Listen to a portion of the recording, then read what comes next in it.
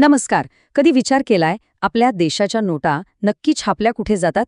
आज आपण थेट त्याच ठिकाणच्या एका मोठ्या सरकारी नोकरीच्या संधीबद्दल बोलणार आहोत. हो, बरोबर. Currency note press, Nashik. चला तर मग बघूया काय आहे हे प्रकरण. जरा विचार करा, जी नोट छापली जाईल ती अख्खा देश वापरणार आहे. म्हणजे हे फक्त एक काम नाहीये, तर देशाच्या अर्थव्यवस्थेचा एक महत्त्वाचा भाग बनण्याची ही संधी आहे. केवढा मोठा सन्मान आहे हा. आणि ऐका, ही भरती कुठल्याही साध्यासुध्या सरकारी ऑफिसमध्ये नाहीये. ही संधी आहे देशाच्या सगळ्यात महत्त्वाच्या सुरक्षा प्रिंटिंग संस्थांपैकी एकामध्ये काम करण्याची.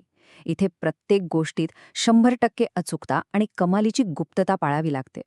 मग जागा किती आहेत? ऐकून आश्चर्य वाटेल, तब्बल 534 जागा.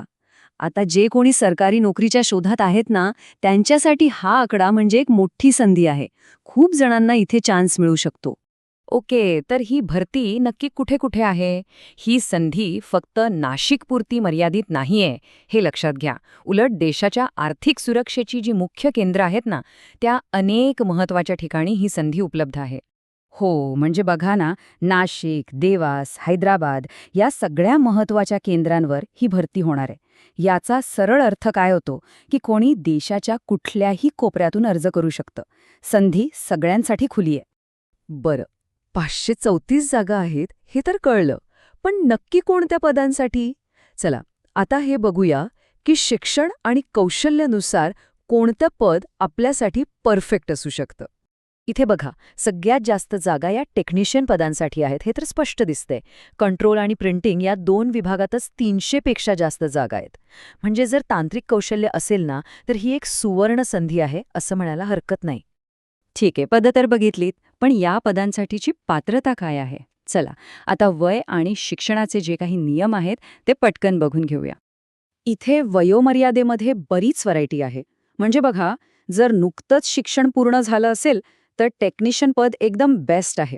आणि ज्यांच्याकडे थोडा अनुभव आहे त्यांच्यासाठी सुपरवायझर पदाची संधी आहे, ज्याची वयोमर्यादा 30 वर्षांपर्यंत आहे. आणि आता शिक्षण, इथे तर प्रत्येकासाठी काही ना काही आहे.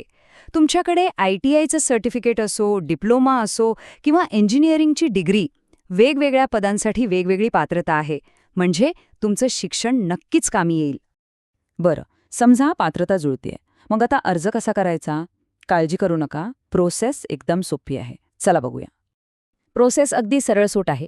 SPMCIL म्हणजे security printing and minting corporation of India limited यांच्या ऑफिशियल वेबसाईटवर जायचं आणि करिअर सेक्शन शोधायचं. तिथे जाऊन फक्त रजिस्ट्रेशन करा, फॉर्म भरा आणि फी भरा. झालं. आणि हो, एक महत्त्वाची टीप, अर्ज भरायच्या आधीच सगळी कागदपत्र स्कॅन करून तयार ठेवा, म्हणजे सगळं काम पटापट होईल. आता ह्या तारखा जरा लक्षात ठेवा किंवा कॅलेंडरमध्ये लगेच मार्क करून टाका. अर्ज सुरू होत आहेत 20 एप्रिलला आणि शेवटची तारीख आहे 19 मे. माझी एकच विनंती आहे, शेवटच्या दिवसापर्यंत थांबू नका, कारण शेवटी वेबसाईटवर लोड येतो. त्यामुळे वेळेवर अर्ज भरणं खूप महत्त्वाचं आहे. आता फीबद्दल एक महत्त्वाची गोष्ट. आरक्षित प्रवर्गातल्या उमेदवारांसाठी फीमध्ये सवलत आहे. त्यामुळे अर्ज भरण्याआधी आपल्या कॅटेगरीनुसार किती फी आहे हे नक्की तपासून घ्या. चला, अर्ज तर भरला, पण मग पुढे काय? सिलेक्शन प्रोसेस कशी आहे? तर ही निवड प्रक्रिया फक्त एका परीक्षेवर अवलंबून नाहीये. योग्य उमेदवार निवडण्यासाठी तुम्हाला काही टप्पे पार करावे लागतील. पहिला आणि सगळ्यात महत्त्वाचा टप्पा आहे ऑनलाईन परीक्षा. ह्यात तुमचं जनरल नॉलेज तर बघितलंच जाईल, पण ज्या पदासाठी अर्ज केलाय त्याबद्दलचं टेक्निकल ज्ञान किती आहे याची खरी परीक्षा असेल. तेव्हा आत्तापासूनच अभ्यासाला लागा. पण थांबा, फक्त पुस्तकीय ज्ञान असून चालणार नाही. काही खास टेक्निकल पदांसाठी ऑनलाईन परीक्षेनंतर एक स्किल टेस्टसुद्धा होईल. म्हणजे तुम्हाला जे येतं ते प्रत्यक्ष करून दाखवावं लागेल. बरं, ह्या दोन्ही परीक्षा पास झाल्यावर तुम्ही पोचणार फायनल स्टेजला, आणि ती आहे डॉक्युमेंट व्हेरिफिकेशनची. म्हणजे अर्जात जी काही माहिती भरली आहे ती सगळी ओरिजिनल कागदपत्रांच्या आधारे सिद्ध करावी लागेल. समजा नोकरी मिळवण्याआधीचा हा शेवटचा हर्डल आहे. वा, एवढी सगळी मेहनत घेतल्यानंतर त्याचं फळ काय मिळणार? चला, आता सगळ्यात इंटरेस्टिंग भागाकडे येऊया, म्हणजे पगार आणि इतर फायदे. ज्युनियर टेक्निशियन पदासाठी सुरुवातीचा पगारच खूप आकर्षक आहे. जवळपास 18,780 रुपयांपासून सुरुवात होतीये आणि हे फक्त स्टार्ट आहे. अनुभवानुसार हा पगार 67,000च्या पुढेही जाऊ शकतो. एका स्थिर करिअरसाठी ही एक जबरदस्त सुरुवात आहे. आणि सुपरवायझर पदासाठी तर पगार आणखी जबरदस्त आहे. सुरुवातच होतीये 27,600 रुपयांपासून आणि ही रेंज जवळपास 96,000 रुपयांपर्यंत जाते. या आकड्यांवरूनच ह्या पदाची जबाबदारी आणि महत्त्व किती आहे याचा अंदाज येतो. आणि एक गोष्ट लक्षात ठेवा, हा फक्त बेसिक पगार नाही आहे. ह्या पगाराची रचना 3ऱ्या वेतन आयोगाच्या शिफारशीनुसार आहे. आणि यासोबत तुम्हाला घरभाडे भत्ता, महागाई भत्ता असे अनेक फायदे मिळतात. म्हणजे सगळं मिळून एक असं पॅकेज बनतं जे तुम्हाला आर्थिक स्थिरता आणि एक सुरक्षित भविष्य देतं.